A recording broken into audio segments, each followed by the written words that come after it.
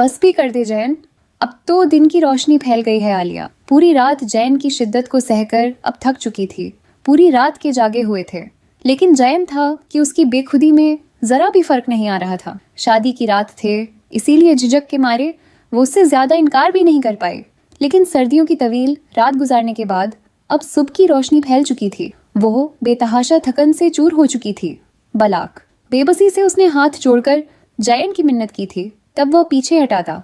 आंखें उसकी भी नींद से छोड़ थी, लेकिन आलिया की खूबसूरती और हसीन चेहरे ने तो उसे पागल करके रख दिया था। बहरहाल अब करवट बदलकर सो चुका था। आलिया की आंखें भी नींद से बोझल थीं। जैसे ही वह गहरी नींद में गई, कमरे के दरवाजे पर दस्तक हुई थी। जैन बेखबर सो रहा था, इसीलिए आलिया को ही उठना पड़ा। उसने दरवाजा नहीं खोला था। बड़ी मुश्किल से कमरे के दरवाजे तक नींद में झूलती हुई पहुंची थी। कहने लगी, कौन है? तो उसकी सास कहने लगी, बेटा 9 बज गए हैं, तुम्हारे घर वाले नाश्ता लेकर आ रहे हैं, तुम लोग तैयार होकर आ जाओ। आलिया का दिल चाहा कि रो दे। 7 बजे तो उसके बेटे ने उसकी जान छोड़ी थी। वह मुश्किल से 2 घंटे ही सोई थी जब सासू माँ ने दरवाजा खटखटा दिया। उसने एक ही नजर जैन पर डाली, जो बेखबर सोया हुआ था, लेकिन फिर खामोशी से कपड़े निकाले और वॉशरूम में चली गई। नहा धोकर वापस आई, तैयार हुई और कमरे से बाहर आ गई। तब तक उसके घर वाले नाश्ता भी लेकर आ गए थे। उसके साथ जाहिदा बेगम कहने लगी, बेटा जैन को उठाओ। कितनी बुरी बात है, तुम्हारे घर वाले नाश्ता लेकर आए हैं। लेकिन वह तो जैन के पास जाने से भी कतरा रही थी। रात भर जितनी शिद्दत उसने दिखाई थी, दिल में कहीं ना कहीं जैन का डर उसके दिल में बैठ गया था कि कहीं वो उसके पास जगाने जाए और वो फिर से शुरू ही ना हो जाए। कहता था, दिल नहीं भर रहा, तुमसे बस नहीं चल रहा, इस रात को मजीद तवील कर दूं और तुम्हारी कुर्बत से खुद को सराब करता रहूं। उसकी बातों ने आलिया को जाने से कतरा पर मजबूर कर दिया था, लेकिन जाहिदा बेगम उसे बार बार कह रही थी। वह घबराते हुए कमरे में गई। वह अब भी गहरी नींद सोया हुआ था। वैसे भी 11 बज चुके थे। वह जैन के पास आई, उसका हाथ पकड़कर उसे हिलाने लगी। कहने लगी, जैन जल्दी से नहाकर तैयार हो जाएं, मेरे घर वाले भी आ चुके हैं, सब नाश्ते पर आपका पूछ रहे हैं। खुमार आलू। दांखें बमुश्किल ही जैन ने खोली। जब आलिया का निखरा निखरा रूप देखा तो फिर से दिमाग पर नए सिरे से सरसारी छाई थी। उसे खींचकर खुद पर गिराया था। आलिया सुफदत के लिए तैयार नहीं थी, इसीलिए बेसख्ता उसके ऊपर जा गिरी। कहने लगा, तुम्हारे पहलू से निकलने को दिल ही नहीं चाहता। एक तो कमबख्त के रिश्तेदार मुझे इसीलिए जहर लगते हैं, मियाँ बीवी को तो वक्त गुजारने ही नहीं देते। कहने लगी, प्लीज छोड़े मुझे। लेकिन जैन ने अपनी मानी फिर एक बार की थी, उसके बाद ही उसे छोड़ा था और खुद नहाने चला गया। वजिज होकर रह गई थी। बाहर आया तो तौलिया उसके मुंह पर फेंका और कहने लगा, मैं तो अपने ससुराल वालों के साथ नाश्ता करने जा रहा हूँ, तुम जाओ, दोबारा से नहाकर तैयार हो जाओ और फिर सबको वजह भी बता देना। आलिया का बस नहीं चल रहा था कि रो दे। बहरहाल वह जा चुका था। आलिया ने दोबारा से गुस्ल किया और वही कपड़े पहनकर तैयार होकर बाहर आ गई, लेकिन सर पर दुपट्टा अच्छे तरीके से डाल लिया ताकि किसी को शक ना हो। सबके साथ नाश्ता किया। नाश्ता करने के बाद जैन फिर उसे इशारा कर रहा था कि चलो कमरे में, लेकिन वह तंग आ चुकी थी, इसीलिए जाहिदा बेगम के साथ ही बैठी बातों में मसरूफ रही। लेकिन जैन बार बार अपनी नजरों से उसे कमरे में जाने के इशारे कर रहा था। आलिया का दिल बड़ी जोर जोर से धड़क रहा था, लेकिन वक्त यूं ही गुजरने लगा। गुस्से में आकर जैन कमरे में चला गया। दरवाजा भी बड़ी जोर से मारा था। जाहिदा बेगम कहने लगी, इसे क्या हुआ है? कहने लगी, पता नहीं। बहरहाल वह कमरे में नहीं गई। रात को वलीमा था। फिर वह पार्लर चली गई। रात को ग्रे और सिल्वर रंग की मैक्सी में वह कमाल लग रही थी, कयामत ठा रही थी, और जैन तो उस पर नजरें हटाना भूल गया था। जब वो दोनों स्टेज पर बैठे तो जैन ने उसका हाथ पकड़ रखा था। बैठती उसके कान में सरगोशी करने लगा। कहने लगा, आज तो तुम मुझसे बचोगी नहीं। लेकिन आलिया का सर चकरा रहा था। पूरी रात वह नहीं सो पाई थी। फिर पूरा दिन भी जाहिदा बेगम के साथ बैठी रही और अब तो यूं थी कि नींद से बेहाल थी।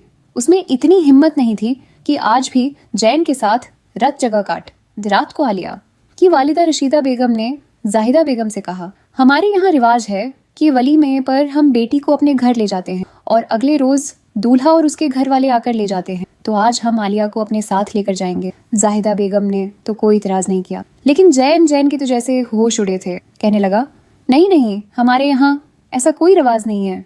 जाहिदा बेगम ने उसके कांधे पर एक थपकी लगाई। कहने लगी, बस भी करो, इस तरह से बड़ों को जवाब नहीं देते। वह कहने लगी, आलिया को आप अपने साथ ले जाएं। कोई बात नहीं। आलिया भी ऐसा ही चाहती थी कि अपनी माँ के साथ जाए और नींद पूरी करे। सर फट रहा था, लेकिन जैन उसे जिन नजरों से देख रहा था, आलिया ने अपनी नजरें बदल ली, क्योंकि वह नजरों के इशारों से यही कह रहा था कि आलिया खुद मना कर दे कि वह मायके नहीं जाना चाहती। लेकिन आलिया ने उसकी तरफ देखा ही नहीं और अपने वालिदैन के साथ वह वापस घर आ गई। जैसे ही कपड़े चेंज करके वह सोने के लिए लेटी थी, जैन का फोन आने लगा। उसने फोन उठाया, कहने लगा, ये क्या तरीका है? तुम्हारे घर वालों का ऐसा कौन करता है? कहने लगी, जैन ये रस्म है। कहने लगा, भाड़ में जाए ऐसी रस्म, मैं तुम्हें लेने आ रहा हूँ और तुम मेरे साथ वापस घर आओगी। जैन बेहद गुस्से में था। कहने लगी, जैन मेरी बात को समझने की कोशिश करें, मैं अपने वालिदैन से क्या बहाना बनाऊंगी? वो कहने लगा, कुछ भी बहाना बनाओ, मैं कुछ नहीं जानता। अच्छा ये बताओ, तुमने चेंज तो नहीं किया? वो कहने लगी, मैं सब कुछ चेंज करके सोने लगी थी।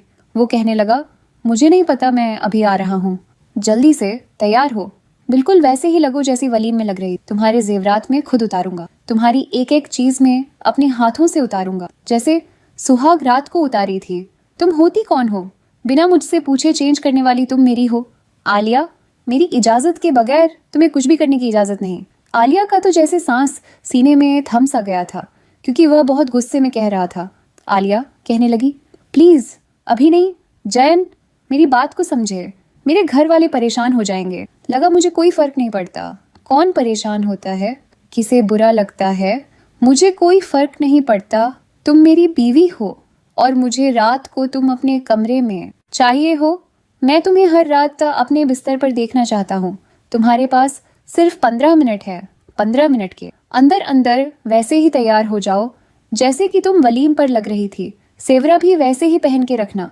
मैं तुम्हें इशारे कर रहा था कि अपनी वालिदा को मना कर दो, कोई भी बहाना बना दो, लेकिन तुमने तो मेरी तरफ देखने की जहमत तक नहीं की। क्या तुम्हारी नजर में मेरी यह अहमियत है? पता नहीं जैन को हुआ क्या था, कुछ भी सुनने को तैयार नहीं था। अपनी बात कहकर उसने फोन बंद कर दिया और आलिया सोच में पड़ गई थी कि क्या करें और क्या ना करें। बहरहाल सबसे पहले तो उसने अपनी वालिदा को एतमाद में लिया। कहने लगी, वह जैन की कुछ तबीयत ठीक नहीं है, मैं जैन के साथ घर जा रही हूँ, फिर कभी रहने के लिए आ जाऊंगी।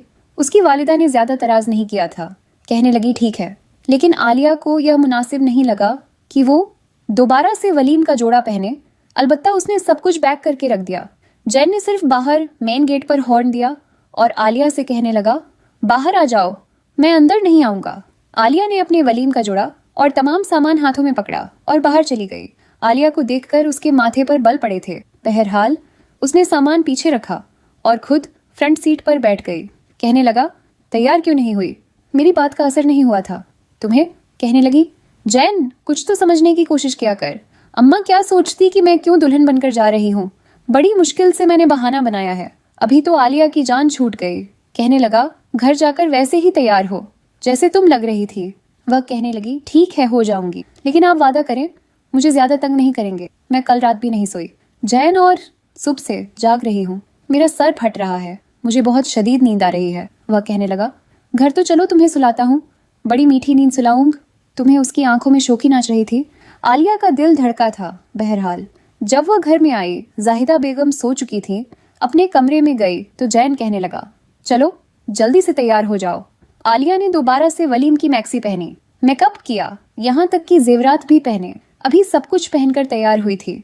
दुपट्टा सर पर लेने की कोशिश की तो जैन उसके करीब आ गया। उसकी गर्दन पर अपने लब रख चुका था और फिर से उसने आलिया पर अपनी मनमानियां शुरू कर दी। वो थकन से चूर थी। रात 2 बजे वह रोने लगी, लेकिन जैन था कि बांस आने को तैयार ही नहीं था। उसके सामने हाथ जोड़ने लगी कि खुदा के लिए बस कर दो, मुझे सोने दो।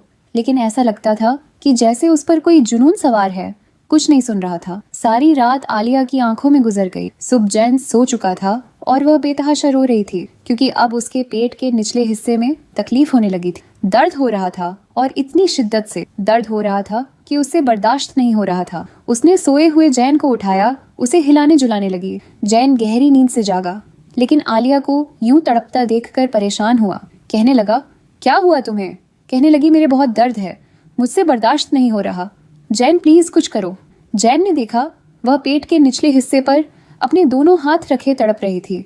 वह खुद भी घबरा गया, क्योंकि समझ नहीं आ रहा था कि आलिया को हुआ क्या है। कहने लगा, मैं अम्मी को बुलाता हूँ। उठ के बैठ गया। जल्दी से अपनी शर्ट पहनी, बटन बंद किए, अपने बालों को दुरुस्त किया और कमरे से बाहर निकल गया। कुछ देर बाद ही जाहिदा बेगम घबराई हुई कमरे में आई। तब तक वह दर्द से तड़प रही थी। जाहिदा बेगम खुद समझ नहीं पा रही थी कि उसे हुआ क्या है। जैन उसे कहने लगी, ऐसा करो, ड्राइवर को बोलो गाड़ी निकाले। जैन बाहर चला गया। जाहिदा बेगम ने उसे सहारा दिया, उसे बाहर ले आई। लेकिन जब हॉस्पिटल लेकर गए तो लेडी डॉक्टर ने बुरे तरीके से जाहिदा बेगम को डांटा था। कहने लगी, आपके बेटे ने क्या हाल किया है अपनी बीवी का, इसे जरा भी एहसास नहीं। वो कहने लगी, आलिया के इंटरनल साइड पर जख्म हो चुके हैं, इसीलिए अपने बेटे से कहे कि अपनी बीवी से दूर रहे। यह सुनकर जाहिदा बेगम तो शर्मिंदा होकर रह गई। जैसे ही आलिया के साथ क्लिनिक से बाहर आई तो जैन खड़ा था। अपनी वालिदा से कहने लगा, क्या हुआ? लेकिन वह उसे खा जाने वाली नजरों से देखने लगी। कहने लगी, यह तो तुम्हें पता होगा, शर्मिंदा करके रख दिया तुमने मुझे। वो शायद कुछ समझ चुका था, इसीलिए नजरें चुराने लगा। जैसे ही आलिया गाड़ी में बैठी, आंखें बंद कर चुकी थी। 2 दिन से उसकी नींद पूरी नहीं हुई थी और दर्द बर्दाश्त करके बेहाल थी। डॉक्टर ने इंजेक्शन लगा दिया था, कुछ मेडिसिन भी दी थी। जैन ने जैसे ही गाड़ी स्टार्ट की कहने लगी कि आलिया के घर लेकर जाओ। उसके मायके? जैन कहने लगा, क्यों, वो वही रहेगी, 8 दिन अपने मायके रहेगी, आराम करेगी। वो कहने लगा, अम्मी वो घर पर भी तो आराम कर सकती है। जाहिदा बेगम कहने लगी, नहीं, जो कह रही हूँ वही करो। आलिया ने दिल ही दिल में शुक्र अदा किया था। जाहिदा बेगम आलिया को उसके मायके छोड़ आई। उसकी वालिदा से कहने लगी कि वली में पर भी जैन ने उसे रहने नहीं दिया, इसीलिए 8 दिन आलिया आपके पास रहेगी। उसकी वालिदा भी खुश हो गई, लेकिन बेटी के चेहरे पर दर्द के आसार साफ दिखाई दे रहे थे। आलिया ने भी कोई बात नहीं बताई, क्योंकि जाहिदा बेगम ने उसे मना किया था कि घर वालों से कुछ भी जिक्र मत करना। मैं जैन को समझाऊं, वो आइंदा तुम्हारे साथ ऐसा सलूक नहीं करेगा। लेकिन आलिया के दिल में तो जैसे जैन की कुर्बत का खौफ बैठ गया था। 2 दिन तो जैन ने कुछ नहीं कहा, बड़े जब से गुजारे। लेकिन 2 दिन बाद उसने आलिया को फोन किया। आलिया इस वक्त भी सोने की तैयारी कर रही थी। फोन उठाया तो कहने लगा, अच्छा बहाना लगाया है तुम्हें, ऐसा भी क्या हो गया था जो मायके जाकर बैठ गई हो? कहने लगी, आपको आंटी ने कुछ नहीं बताया। कहने लगा, यार तुम मन की लड़की तो नहीं हो, जिसकी शादी हुई है, सबकी होती है, सबके शौहर अपनी बीवियों के साथ ऐसा ही सब कुछ करते हैं। उनकी बीवियां यूं रोने नहीं बैठ जाती, थोड़ा सब्र करना सीखो। वावेला ना मचाया करो तुमने। पता नहीं लेडी डॉक्टर से क्या कहा और उसने मेरी माँ से क्या कहा। आलिया, मैं कुछ नहीं जानता, मैं तुम्हारे बगैर 8 दिन तो कभी नहीं गुजार सकता।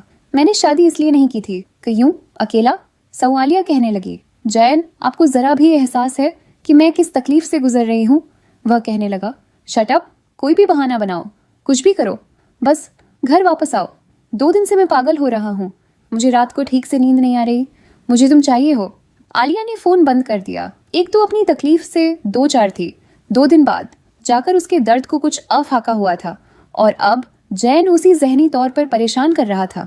उसने सोच लिया था कि वह फोन ही नहीं उठाएगी, बहाना बना देगी, लेकिन वह जैन था। आलिया ने चंद दिन उसका फोन उठाया ही नहीं। जब भी उठाती तो बहाना बना देती कि वह कुछ देर बाद फोन करेगी, अभी बिजी है। 8 दिन गुजर चुके थे और जैन का गुस्से से बुरा हाल था। जाहिदा बेगम ने भी उस पर पाबंदी लगा रखी थी कि वह आलिया को लेने के लिए नहीं जाएगा। 8 दिन बाद जाहिदा ही उसे घर लेकर आई थी और जैन का मूड सख्त रहा था। आलिया को देखकर भी उसने अपना रुख बदल लिया, चुपचाप खाना खाता रहा, उसे चोर आंखों से देखता रहा। खाना खाने के बाद जल्दी ही अपने कमरे में चला गया था। उसे लगा था आलिया कमरे में जल्दी आ जाएगी, उसे मनाने की कोशिश करेगी। जैसे ही खाना खाकर आलिया फार हुई और जैन अपने कमरे में गया, जाहिदा बेगम ने आलिया को अपने कमरे में बुलाया और कहने लगी, मैं तुम्हारे सामने बहुत शर्मिंदा हूँ, लेकिन तुम्हें मुझे बताना चाहिए था।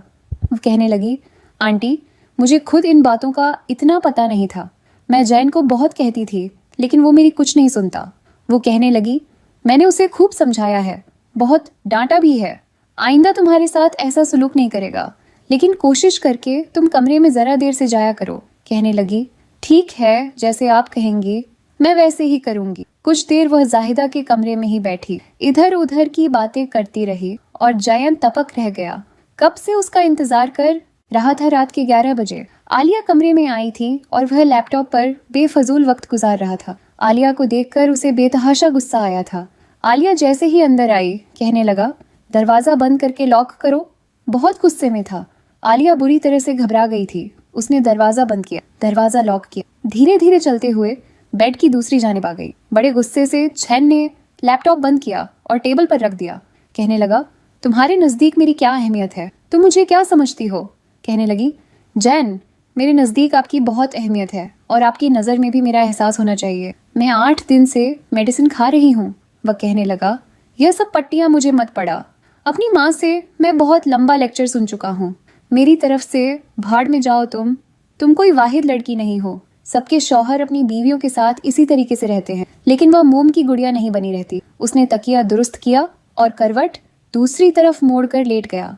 आलिया की आंखों में आंसू झिलमिलाए थे। उसने अपने आंसुओं को अपने अंदर ही कहीं गिराया था। खुद पर जब्त बांधकर वह खुद ही जैन के पास गई। वह करवट दूसरी जानिब लेकर लेटा हुआ था, बहुत गुस्से में था। आलिया ने अपना हाथ उसके बाजू पर रखा तो झटक दिया। कहने लगा, पीछे हटो, हाथ मत लगाना मुझे, जाके आराम करो, आज के बाद कुछ नहीं कहूंगा तुम्हें। वो कहने लगी, जैन प्लीज मुझसे नाराज मत हो। कहने लगा, तुम्हें फर्क पड़ता है। कहने लगी, फर्क पड़ता है? क्यों? फर्क नहीं पड़ता, मैं आपसे मोहब्बत करती हूँ, आपकी बीवी हूँ। आप मुझसे यूं मुड़कर लेट तो मुझे फर्क पड़ेगा ना, बस यह कहना था। जैन ने उसकी तरफ अपना रुख बदल लिया। कहने लगा, पड़ता है तुम्हें? फर्क तुम्हें पता है, मैं तुमसे नाराज हूँ। कहने लगी, हाँ मुझे नजर आ रहा है, मुंह फूला हुआ है, मुझे देख नहीं रहे हैं तो जाहिर है मुझसे नाराज है। कहने लगा, नाराज हूं तो मुझे राजी करो। उसकी आंखों की बार, फतकीर LXXX, तुम्हारा शौहर हूं, तुम्हारे करीब नहीं आऊंगा तो फिर कहाँ जाऊंगा, या दूसरी औरत के पास जाऊंगा? आलिया, तुम मेरी बीवी हो और मैं अपनी हर ख्वाहिश, अपना जुनून, अपनी शिद्दत सिर्फ तुम पर लुटाना चाहता हूँ। तुम ही इनकार करोगी, तुम ही रोकोगी, तुम ही बहाने करोगी। तुम्हारी इस किस्म की बातें सिर्फ मेरी जिद को बढ़ाती हैं और कुछ नहीं करती। और जब मर्द जिद में आ जाए तो फिर वह कुछ नहीं देखता। चलो आओ इधर मुझे बना, और वैसे मनाओ जैसे मैं राजी हो सकता हूँ। तुम नहीं आओगी तो मैं आऊँगा, मैं आऊँगा तो सो फिर तुम्हें हॉस्पिटल जाना पड़ेगा। पता नहीं लेडी डॉक्टर को तुमने कितने पैसे देकर सिखाया है कि वह ऐसे जुमले बोले ताकि मैं तुमसे दूर रह सकूं। सवाल ही पैदा नहीं होता कि मैं तुम जैसी औरतों की चालें अच्छे तरीके से जानता हूँ। शौहर से दूर रहने के नए से नए तरीके ढूंढ लिए हैं तुम लोगों ने। पता नहीं यह खूबसूरती, यह हुस्न तुम लोगों ने किसको दिखाना है। पता नहीं वह बात को किस तरफ ले गया था। वह बेहद परेशान हुई, लेकिन फिर जब उसने अपनी आंखें बंद कर ली, अपने आप को जैन के हवाले कर दिया।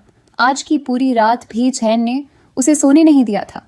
जैसे ही वह नींद से आंखें बंद करती तो उसके रुखसार को थप दबाने लगता। कहता, सोने की जरूरत नहीं है, मेरा साथ दो, मेरी तरफ देखो। आलिया को लग रहा था जैसे उसकी जिंदगी में आने वाला उसका सेस होकर नहीं देखा। फिर भी आपको यह लगता है कि मैं आपको रिस्पांस नहीं देती। कहने लगा, हाँ मैं सेटिस्फाई नहीं हो पाता, मैं अभी तक तुमसे सेटिस्फाई नहीं हुआ हूँ। मुझे सेटिस्फैक्शन चाहिए मुझसे। वैसी ही जुनूनी मोहब्बत करो जैसी मैं तुमसे करता हूँ। यह बच्चा यह सब कुछ छोड़ो, हम एक दूसरे के साथ बहुत अच्छी जिंदगी गुजार सकते हैं। जब मेरे पास आती हो तो बस पागल हो जाया करो। मुझे तुम्हारा पागलपन देखना है, वैसा पागलपन जो सब मैं तुम्हें दिखाता हूँ। आलिया तो उसकी बातें सुनकर बुरी तरह से घबराने लगी थी। उसकी आंखों में एक अजीब सी चमक थी। ना समझ आने वाली जैन को पता नहीं क्या हो जाता था। आलिया उठकर कमरे से बाहर आ गई। सोच रही थी कि हर बात जाहिदा बेगम से कह देगी। उसे कहेगी कि वह अपने बेटे को समझाएं। वह नहीं चाहती थी कि उनका बच्चा जाया हो। एक तरफ लेडी डॉक्टर की बातें उसे डराए हुए थी, दूसरा जैन की बातों ने उसकी जान निकाल कर रखती थी। पता नहीं उसे कैसी सेटिस्फेक्शन चाहिए थी। उसका साथ देती तो थी जितना दे सकती थी। हाँ, जानवरों वाला सुलूक नहीं कर सकती थी जो वो उसके साथ करता था। तभी कभी कभी तो उसके होठों को अपनी अपनी दस्तरस में लेकर इतनी जोर से काटता कि उसके होठों से खून बहने लगता। वह पीछे धकेल देती। उसे कहती, आप क्या कर रहे हैं? तो कहता, यही तो मज़ा है, तुम्हें तो पता ही नहीं कि शादीशुदा जिंदगी का मज़ा क्या होता है। तुम एकदम बोर लड़की हो जिसे वह मोहब्बत कहता था। आलिया को वह हवस लगती थी और यह सब वह नहीं कर पाती थी। अभी भी वह अपना सर पकड़े रो रही थी। एक तरफ डॉक्टर की बातें तो दूसरी तरफ जैन की। वह चाहती थी कि वह माँ बने, मगर जैन का रवैया उसे अंदर तक तोड़ चुका था। लेकिन सांस खारिज करके वह सर पकड़कर बैठी हुई थी। जब जाहिदा बेगम उसके लिए ताज़ा अनार का जूस लेकर कमरे में आई, उसे यूं परेशान देखकर कहने लगी, अरे बेटा क्या हुआ? सर में दर्द तो नहीं है? लाओ मैं दबा दूं। तबीयत ठीक तो है ना? तुम्हारी कुछ ठंडा गर्म चाहिए तो बताओ, मैं ला कर देती हूँ। जाहिदा बेगम तो आलिया को यूं बैठा देखकर परेशान सी हो चुकी थी, लेकिन अपनी सांस को देखकर वह गहरी सांस खारिज करके कहने लगी, नहीं आंटी, मैं ठीक हूँ, बस थोड़े से चक्कर आ रहे थे। अभी भी उसके हाथ पांव ठंडे पड़े थे। जो बात जैन ने की थी उसने उसे अंदर तक हिलाकर रख दिया था। वह खुश रहना चाहती थी अपने बच्चे की खातिर, लेकिन जैन की बात में उसकी आंखों में आंसू ला चुके थे। अभी उसने अपनी सास को बताने के लिए कुछ अपना मुंह खोला ही था कि वहां पर जैन आ गया। जैन को देखकर जिस तरह खौफ के मारे वह अपनी जगह दुख की थी, जाहिदा बेगम के माथे पर बल पड़ गए। उसे यूं उछलकर पीछे होते देख फौरन उसे कांधे से पकड़ लिया। कहने लगी, अरे अरे बेटा, क्या हो गया? यूं तुम घबरा क्यों रही हो? इस हालत में जो डरना घबराना ठीक नहीं होता। डॉक्टर ने क्या कहा था? आलिया सीने पर हाथ रखे अपना सांस नॉर्मल करने की कोशिश कर रही थी, जब जाहिदा बेगम ने एक बार फिर घूर कर अपने बेटे को देखा और कहने लगी, क्या कहा है तुमने? बहू को बताओ, यह क्यों? तुम्हें देखकर इतनी डरी रही है। जानते भी हो यह तुम्हारे बच्चे की माँ बनने वाली है। जाहिदा बेगम ने मुस्कुराकर उससे बात की, लेकिन जैन के चेहरे का तासर वहीं का वहीं था। ना ही उसके माथे पर बल पड़े हुए कम हुए थे और ना ही उसके चेहरे पर कोई मुस्कुराहट आई थी। कर लगा, अच्छा तो फिर मैं क्या करूं? मुझे कोई शौक नहीं है फिलहाल बाप बनने का, बस मुझे जिंदगी में फिलहाल सुकून चाहिए। और वैसे भी यह मेरी बीवी थी, यहाँ पर मेरे लिए लाई गई है बच्चे, इसने मेरे पैदा करने हैं, तो ये किसकी इजाजत से माँ बन रही है? जब तक मैं नहीं चाहूंगा इसे कोई हक नहीं पहुंचता। माँ बनने और बच्चों के अंबार खड़े करने का यह बात अभी जैन के मुंह से निकली थी कि जाहिदा बेगम ने उठकर उसे जोरदार थप्पड़ मार दिया। जैन को इस थप्पड़ की उम्मीद नहीं थी। उसे थप्पड़ मारकर कहने की, कैसी बातें कर रहे हो? क्या ये तरबियत की है? मैंने तुम्हें कोई परवाह भी है कि नहीं? अरे वह लड़कियां तो खुशनसीब होती हैं जो शादी के फौरन बाद इस दर्जे पर फायज हो जाती हैं, वरना जानते भी हो अपने खानदान में ही तुम्हारी कितनी मिसालें मौजूद हैं। शादी को सालों गुजर जाते हैं और औलाद की नेमत के लिए लोग दर बदर के धक्के खा रहे होते हैं। इससे तुम किस लहजे में बात कर रहे हो? बच्चे आएंगे तो तुम्हारे सुकून में इजाफा होगा, तुम्हारी जिंदगी में रौनक आ जाएंगी। फिर जाहिदा बेगम को कहाँ पता था कि वह जिस सुकून की तलाश में है वह उसे बच्चों से नहीं बल्कि आलिया से ही चाहिए।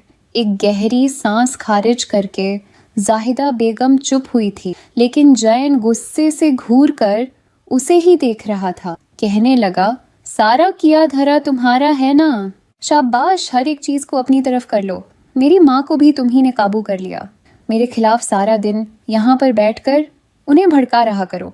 इतनी मोहब्बत तो शौहर अपनी बीवियों से करते हैं ना?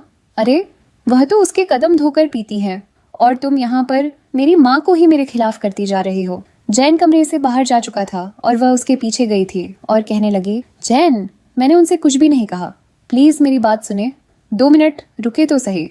मगर जैन गाड़ी में बैठकर बाहर जा चुका था। जाहिदा बेगम ने उसे पकड़ा और अपने कमरे में ले गई। कहने लगी, दफा करो, इसे पता नहीं इसके दिमाग में क्या खराब हाथ चलती रहती है। तुम बस अपनी सेहत का ख्याल रखो। वह एक बार फिर रोने लगी थी। उसे खफ आ रहा था। ना जाने रात की किस पहर जब जैन वापस आएगा तो उसके साथ क्या सलूक करेगा।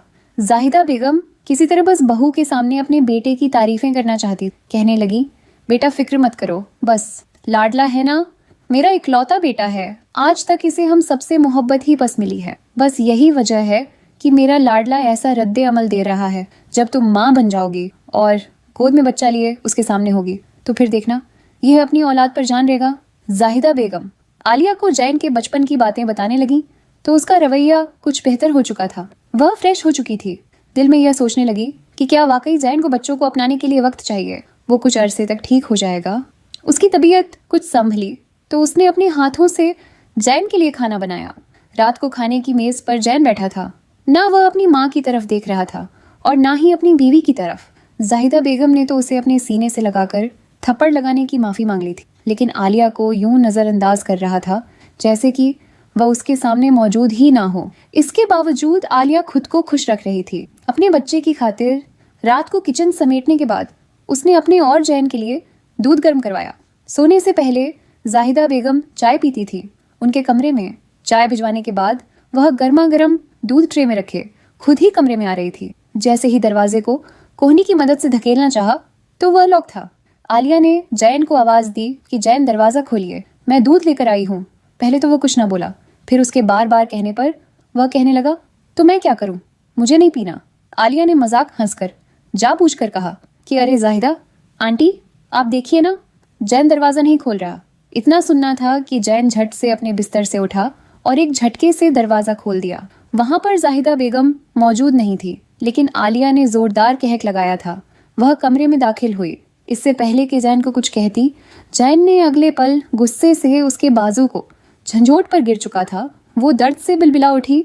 इससे पहले कि वह चिल्लाती, जैन ने उसके ऊपर हाथ रखकर कहने लगा, खबरदार, तुम्हारे मुंह से एक भी आवाज निकली तो दर्द से जलन से चिल्लाते हुए खुद को छुड़वा रही थी। आंखों में पानी आ चुका था, लेकिन जैन ने उसे धक्का मारकर कहने लगा कि दफा हो जाओ, इस कमरे से तुम मेरी बीवी बनकर इस कमरे में रहना ही नहीं चाहती, बल्कि बच्चा पैदा करने वाली मशीन, एक मोटी बत्ती औरत बनना चाहती हो तो जाओ, दफा हो जाओ मेरे कमरे से, मैं तुम्हारी कोई जगह नहीं। इसमें अभी तक उसके हाथ और पेट पर दूध गिरने से जलन खत्म नहीं हुई थी कि वह अपना तवाजु बरकरार ना रख सकी और जाकर सामने रेलिंग से लगी पेट में दर्द की शदीद तकलीफ उभरने लगी। डर से वह चिल्लाई थी। जाहिदा बेगम, जो बस नींद में थी, बहू के चिल्लाने पर फौरन उठ बैठी। जैन ने उसे बाजू से झिझक अंदर लाकर बेड पर पटका था। कहने लगा, खबरदार, जो तुम्हारे मुंह से मेरी माँ के सामने एक भी लफ्ज निकला था, कुछ भी नहीं हुआ। नहीं, मर रही तुम, इतनी भी नाजुक मत बनो। उसे झड़क रहा था जब जाहिदा बेगम कमरे में आई। कहने लगी, क्या हुआ बेटा, ठीक तो हो? तुम वह पेट पकड़े खुद पर जब्त करने की कोशिश कर रही थी कि जैन को एक बार फिर वह किसी तरह की शिकायत का मौका ना दे। जैन कहने लगा कि कुछ नहीं अम्मी, आप भी बिला वजह उठकर आ गई। ठीक है, बस हल्का सा दर्द हो रहा था, मैंने दवा दे दी है, ठीक हो जाएगा। जाहिदा बेगम ने जब आलिया को देखा तो उसका चेहरा बिल्कुल सुर्ख लाल हो रहा था। ऐसे लग रहा था जैसे वह जब्त की इंतहा पर हो। उसके करीब आई और बालों में हाथ फेर कर कहने लगी, बेटा कोई परेशानी की बात तो नहीं ना, बताओ, मुझे तुम्हारी तबीयत ठीक है ना? अगर कहो तो मैं तुम्हारे पास यहीं पर सो जाती हूँ। वह बड़े प्यार से उसके बालों में हाथ फेर कर पूछ रही थी, लेकिन पीछे खड़ा जैन हाथ के इशारे से उसे घूर कर कह रहा था कि खबरदार। जब तुमने हामी भरी तो वह गहरी सांस खारिज करके कपकपाती हुई आवाज में कहने लगी, नहीं नहीं आंटी, मैं ठीक हूँ, आप जाइए। बिला बजे उठकर आ गई। यह तो बस ऐसे ही चक्कर से आ गए थे और दूध का गिलास मेरे हाथ से छूट गया। अभी जैन मरहम लगा देंगे तो मैं ठीक हो जाऊंगी। उसने ये अल्फाज कहे तो जाहिदा बेगम भी वहां से जा चुकी थी, लेकिन जाने से पहले अपनी निगरानी में जैन से उसके हाथ पर मरहम जरूर लगवाई थी। जैसे ही वो कमरे से गई तो उसने अपने जब्त का दामन छोड़ दिया।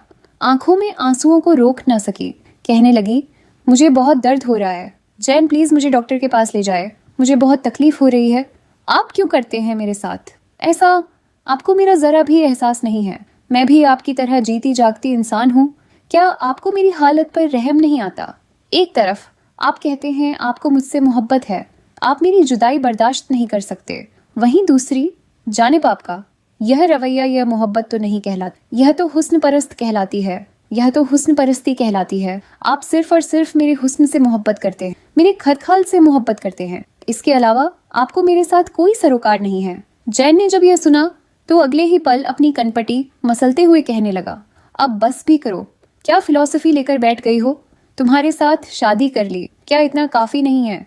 अभी से ये रोना धोना मचा दिया है तुमने, इधर दिखाओ, ज्यादा तो नहीं चल गया हाथ तुम्हारा। यह कहकर वो उसके करीब बैठ चुका था और अगली बार उसने उसके जले हुए पेट पर भी दवा लगाना शुरू कर दी, जो हल्का हल्का सुर्ख हो रहा था।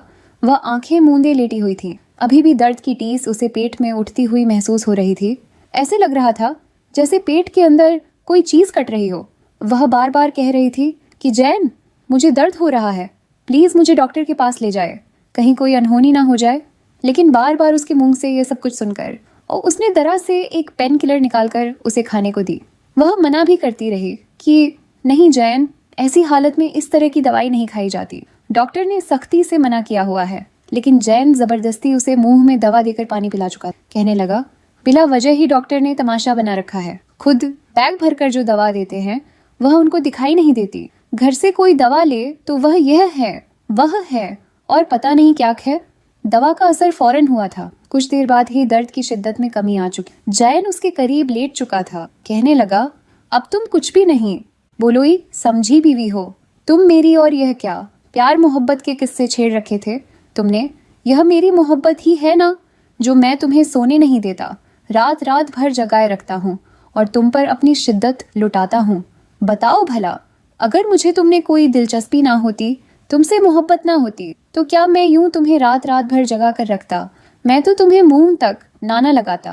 क्या तुम वह शौहर नहीं देखे जो बीवी के करीब आते ही उससे उलझन महसूस करते हैं? उनसे आने वाली लहसुन प्याज की बदबू उनके करीब भी नहीं फटकने देती और वह दूसरी शादी कर लेते। तुम्हें तो खुश होना चाहिए कि तुम्हारा शौहर तुम्हारे हुस्न पर फिदा है। यह सुनकर आलिया का दिल सहम चुका था। वो उसकी हवस परस्ती को ही मोहब्बत समझकर खामोश हो चुकी थी, जब बातों ही बातों में वह एक बार फिर उसके करीब लाने लगा और वह अपना आप उसे सौंप कर प्यार से कहने लगी। एक आखिरी बार उसने कहा था, प्लीज जैन, ऐसा मत करें। डॉक्टर ने सख्ती से मना किया था। मुझे शदीद तकलीफ हो रही है। लेकिन जैन उसका चेहरा अपने हाथों में थाम कर कहने लगा, प्लीज जान, सिर्फ एक बार मुझे अपने पास आकर मुझे अपनी सारी तशनगी मिटाने दो। इसके बाद मैं तुम्हारे पास नहीं आऊंगा। मैं वादा करता हूँ, सिर्फ और सिर्फ आज की रात के लिए। वो जितनी भी तकलीफ हुई थी, उसने एक बार फिर अपना आप उसके हवाले कर दिया। डॉक्टर की हिदायत के बावजूद वह अपना आप उसे सौंप चुकी थी। रात के 2 बज चुके थे, लेकिन जैन तो बस करने का नाम ही नहीं ले रहा था। उगता हुए लहजे में उस पर बेहोशी सी तारी होने लगी। कहने लगी, प्लीज प्लीज बस कर दीजिए, मुझे चक्कर आ रहे हैं, मुझे अपनी आंखों के सामने मौत दिखाई दे रही है। लेकिन जैन उससे चंद लहू की मोहलत मांगता। एक बार फिर उसमें खो चुका था। एक वक्त ऐसा भी आया जब वो दुनिया से बेगानी अपनी आंखें मीच चुकी थी। उस पर बेहोशी तारी होने लगी और वह मुसलसल उसके मुंह पर उंगलियां फेरते उसे कह रहा था, नहीं नहीं, आंखें बंद मत करना, इधर मेरी तरफ देखो ना, यहाँ मेरा साथ तो इधर देखो। अभी वह उसे यही बोल रहा था, लेकिन वह तो जैसे हर एक चीज से बेगानी हो चुकी थी। जैन को उस पर गुस्सा आ गया। अगले पल उसने उसके साथ ऐसी सख्ती बरती कि फलक शिगा चीख उसके हलक से निकली। ऐसे लग रहा था जैसे उसकी जान ही लबों पर आ चुकी हो। नफरत, कात क्या होती है, इस वक्त उसे अपने शौहर से महसूस हो रही थी, जब उसके मुंह पर हाथ रखकर वह कह रहा था, चुप, खबरदार, मजीद कोई आवाज अपने हलक से मत निकालना। वह दर्द से दोहरी हो चुकी थी। उसके चीखने चिल्लाने की आवाजें बाहर तक जा रही थीं। जाहिदा दरवाजा धड़ाधड़ दस्तक दे रही थी। जब जैन ने उसे सख्ती से तम की कि माँ को कुछ मत बताना, उसने जैसे ही दरवाजा खोला तो आलिया दर्द के मारे उठकर अपनी सांस के गले लगना चाहती थी, लेकिन झट से गिर गई। उसे यूं गिरा देखकर जाहिदा बेगम फौरन आगे बढ़ी। जिस हालत में वो उस वक्त थी, जाहिदा बेगम बहुत कुछ समझ चुकी थी। उन्हें तो समझ नहीं आ रही थी कि आखिर उस लड़के को ऐसी कौन सी गैरत दिलाए कि उसे अक्ल आ जाए। फौरन आलिया को हॉस्पिटल ले जाया गया। डॉक्टर ने आलिया की हालत देखी तो अपना सर पकड़कर बैठ गई। कहने लगी, इसकी शादी किसी हैवान से करवाई गई है या शैतान से, क्योंकि वह हैवान जैसे शैतान तो हो सकता है, अगर इंसान नहीं। इंसान यूं नहीं करते। या लड़की की हालत देखिए, अभी से 1 हफ्ता नहीं हुआ। मुझे लगता है आप लोगों ने इसकी शादी एक जिस्म के पुजारी से करवा दी है, जिसके लिए सिर्फ और सिर्फ औरत एक गोश्त का टुकड़ा है, जिसे जब उसका मन चाहेगा वह अपने मुंह में चबाए और जब दिल चाहेगा थूक कर चला जाएगा। डॉक्टर की बात पर जाहिदा बेगम के आंसू आ चुके, क्योंकि आसपास बैठी और औरतें तक भी डॉक्टर की यह बात पहुंच गई थी। जाहिदा बेगम की अपने इलाके में बहुत इज्जत थी। खानदान पड़ोस की औरत उन्हें इज्जत की निगाह से देखती थी। यह औरत भी उन्हें अच्छे से जानती थी। सभी एक दूसरे से मुंह छुपाने लगी। डॉक्टर का कहना था, आपकी बहू का बच्चा जाया हो चुका है, मुबारक हो आपको। आपको तो इस खुशी के मौके पर मिठाई बांट चाहिए, जश्न मनाना चाहिए। बताइए, कॉल करके अपने बेटे को आज से पहले वो किसी के साथ जो पर्सनल नहीं हुई थी, मगर आखिर को वह भी एक इंसान थी, कितना बर्दाश्त करती जो जुल्म इस बच्ची पर किया जा रहा था। वजीद उससे बर्दाश्त ना करना मुमकिन नहीं था, क्योंकि वह जाहिदा बेगम की ही उम्र की एक औरत थी और इस तरह के मामलात की पेचीदगियां अच्छे से समझ सकती थी। वहीं जब आलिया को पता चला कि उसका बच्चा इस दुनिया में आने से पहले ही जा चुका है, तो वह फूट फूट कर रोने लगी। उसकी तबीयत काफी खराब थी। ब्लड प्रेशर बार बार लो हो रहा था। आलिया की माँ भी वहीं पर आ गई। सास ने उसके सामने हाथ जोड़े थे कि अपनी माँ को मत बताना, मैं सब कुछ संभाल लूंगी। और वह अपने दिल ही दिल में यह सोचकर बेचैन हो रही थी कि क्या करें, माँ को भी कुछ ना पता। जैसे ही उसने अपनी माँ को अपने सामने देखा तो गले लगकर रोते हुए उन्हें सब कुछ बता दिया। जाहिदा बेगम उनके सामने अपने हाथ दिखाकर कहने लगी, गुजरता रात किस तरह दरिंदगी का मुजाहरा जैन ने इसके साथ किया, उसने वो हकीकत बताई थी दोनों ही औरतों को इस पर शदीद गुस्सा आ चुका था। जाहिदा बेगम ने तो घर जाकर जैन को गिरेबान से पकड़ लिया। कहने लगी, मुझे तो शर्म आती है तुझे अपना बेटा कहते हुए। जब तू छोटा सा था मैंने तुझे 9 माह तक अपनी कोख में रखा। कौन करता है ऐसा? जैसी हरकत तूने की है। लेकिन वह फौरन खुद को बरी जिम्मा करते हुए कहने लगा कि अम्मी झूठ बोल रही हैं। वो आपको देखकर वो खुद बेड से गिरी थी।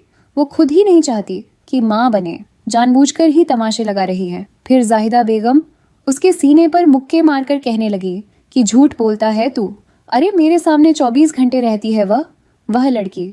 मैं उसकी आदत को अच्छे से जान चुकी हूँ। सारा किया धरा तेरा ही है। तू ही ऐसा बदबख्त निकला है जिसने एक मासूम बच्चे की जिंदगी बर्बाद कर दी। अब खुश हो जा। अपनी माँ को जलील करवाकर दोबारा कभी बाप नहीं बन सकेगा तू। जिसका कदर उसकी माँ उसके सामने रोई थी, उसे थोड़ी बहुत शर्मिंदगी तो हो ही चुकी थी। वही आलिया की माँ उसे अपने घर ले गई। आलिया को संभलने में वक्त लगा था। 1 माह तक वह अपने मायके में ही रही। इस दौरान एक बार भी उसने जैन से कॉल नहीं की थी। जाहिदा बेगम ने अपने बेटे से बात करने की कोशिश की। वह कब आता है, वह कब जाता है, उन्हें कुछ इल्म नहीं था।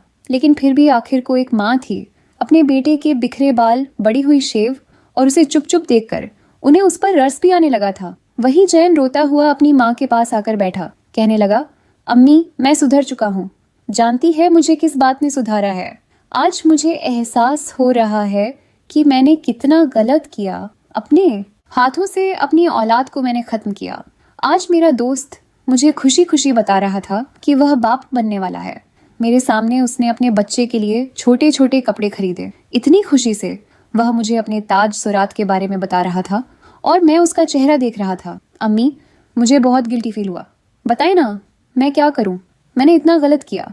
आलिया के साथ मेरा रवैया बहुत बुरा रहा, लेकिन मैं अपनी गलतियों को सुधारना चाहता हूँ। अम्मी, वह अपनी माँ के सीने से लगे रोते हुए यह सब कुछ कह रहा था। जाहिदा बेगम ने भी उसे गले से लगा लिया। अगले रोज ही दोनों माँ बेटा आलिया को लेने के लिए उसके घर पहुंच चुके थे। आलिया तो गुमसुम से एक तरफ बैठी थी। उसे तो जैन से खौफ आने लगा था।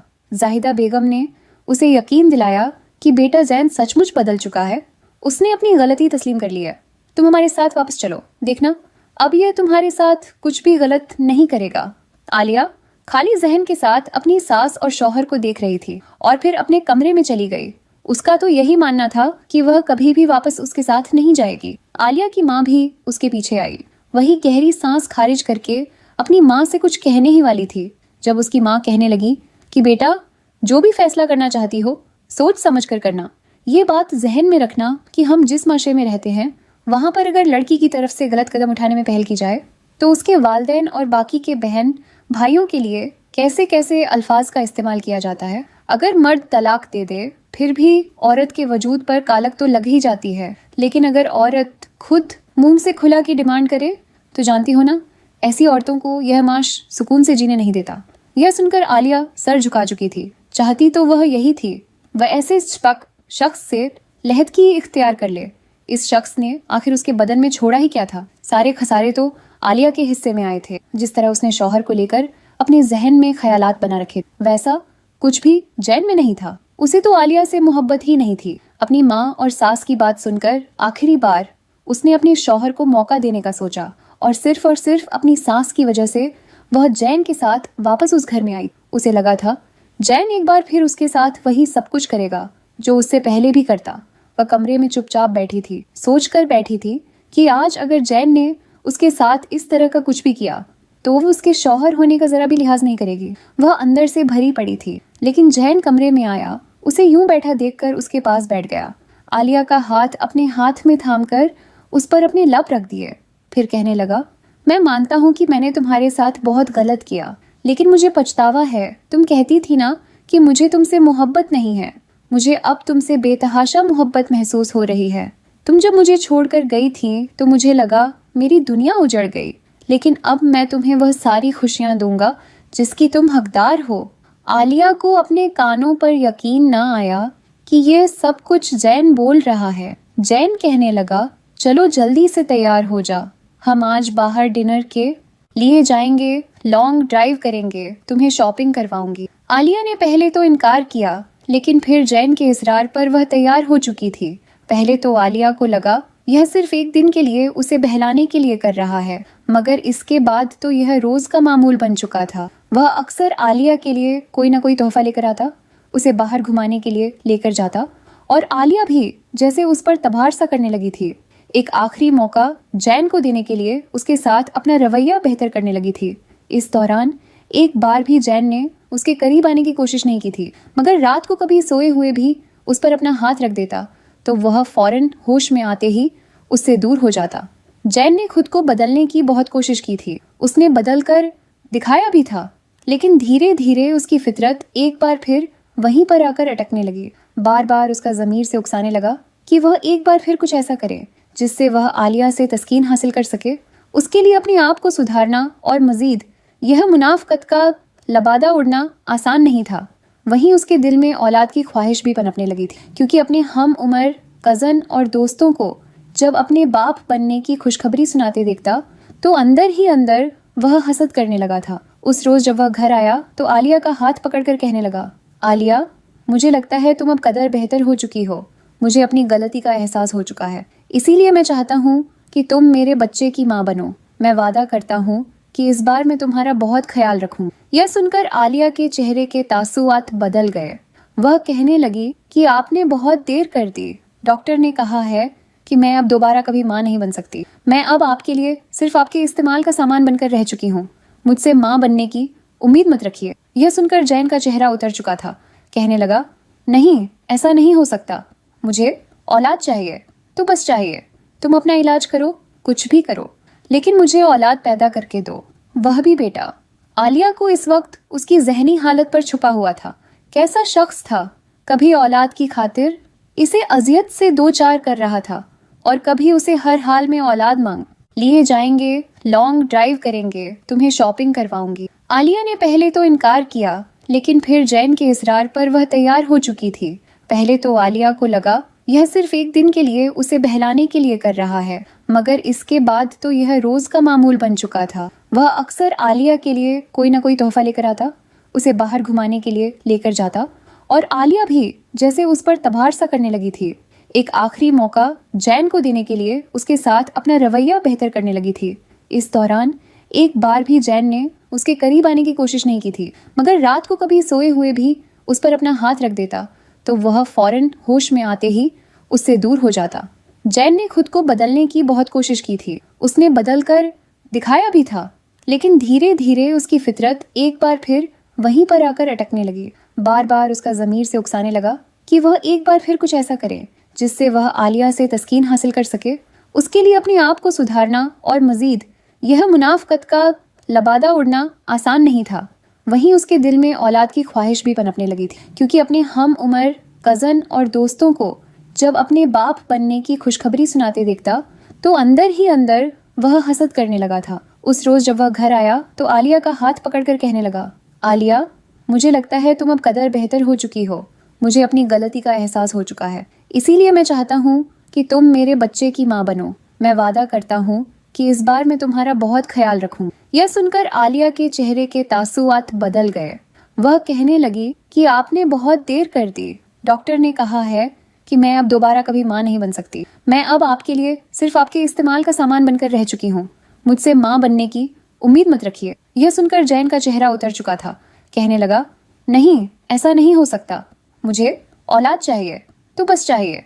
तुम अपना इलाज करो, कुछ भी करो, लेकिन मुझे औलाद पैदा करके दो, वह भी बेटा। आलिया को इस वक्त उसकी जहनी हालत पर छुपा हुआ था। कैसा शख्स था, कभी औलाद की खातिर इसे अजियत से दो चार कर रहा था और कभी उसे हर हाल में औलाद मांग बिस्तर पर जाकर लगी थी। हर वक्त मुलाजिम उनका ख्याल रखती, कभी कभार कमरे से बाहर निकलती, वरना कमरे में ही रहती। एक रोज जैन ने घर आकर यह खबर सुनाई कि मैं दूसरी शादी कर रहा हूँ, मुझे तुम जैसी बंजर जमीन के साथ नहीं रहना। आलिया का तो गुस्से से चेहरा सुर्ख हो चुका था। कहने लगा, जबान बंद रखो, अपनी तुम्हारी वजह से ही मैं इस हालत तक पहुंची हूँ, वरना मैं बिल्कुल सेहतमंद थी। शर्मा आनी चाहिए तुम्हें। तुम जैसा मर्द जिसकी खातिर मैंने अपना आप गवा दिया, आज मुझे ऐसा कह रहा है। जैन ने गुस्से में आकर उसी वक्त उसे तलाक दे दी। कहने लगा, दफा हो जाओ, मेरी नजरों के सामने से मैं दूसरी शादी करूंगा जो तुमसे भी ज्यादा खूबसूरत, वेल एजुकेटेड होगी और मुझे मेरा वारिस पैदा करके देगी। जैसे ही जाहिदा बेगम ने घर में घूमते या अल्फाज सुने, उन्हें हार्ट अटैक आया था। आलिया तो परी रोती हुई वापस अपने माँ बाप के पास जा पहुंची थी। वहीं जाहिदा बेगम की मौत की खबर जैन पर बिजली बनकर गिरी। अपनी माँ के मरने के बाद उसने अपने दोस्त की मदद से एक लड़की का रिश्ता ढूंढा जो कि पढ़ी लिखी और मॉडल थी। बिलाशुभ वह आलिया से भी ज्यादा खूबसूरत थी। 3 माह बाद ही उसने उस लड़की से शादी कर ली, उसे बीवी बनाकर उसको घर में ले आया। उसके साथ भी वही सब कुछ होने लगा जो आलिया के साथ किया करता, मगर वह लड़की बेहद शातिर और चालाक किस्म की थी। बहाने से उसने जैन का घर और जायदाद धीरे धीरे अपने नाम करवाना शुरू कर। शादी के 4 माह बाद ही वह प्रेग्नेंट हुई तो जैन की खुशी का कोई ठिकाना नहीं रहा। कहने लगा, तुम मुझे वारिस ही पैदा करके देना। मगर ठीक 5 माह बाद जब वो उसे चेकअप करवाने के लिए लेकर गया तो डॉक्टर ने यह बताया कि यह जुड़वा बच्चियों की मां बनने वाली। बेटियों को सुनकर तो जैन आग बगुला हो चुका था। घर लाकर बेल्ट से माहिरा को मारने लगा। कहने लगा, तुझे मैंने कहा था मुझे बेटा पैदा करके देना, यह बेटियां कहाँ से आ गई? जबरदस्ती वो उसे दवा खिला रहा था और वह खाने से इनकार कर रही थी, लेकिन वो उसे दवा खिलाकर उसका अलजाया करवा चुका था। पहले तो इस तकलीफ की वजह से वह रोती रही, लेकिन दिल में जैन की मोहब्बत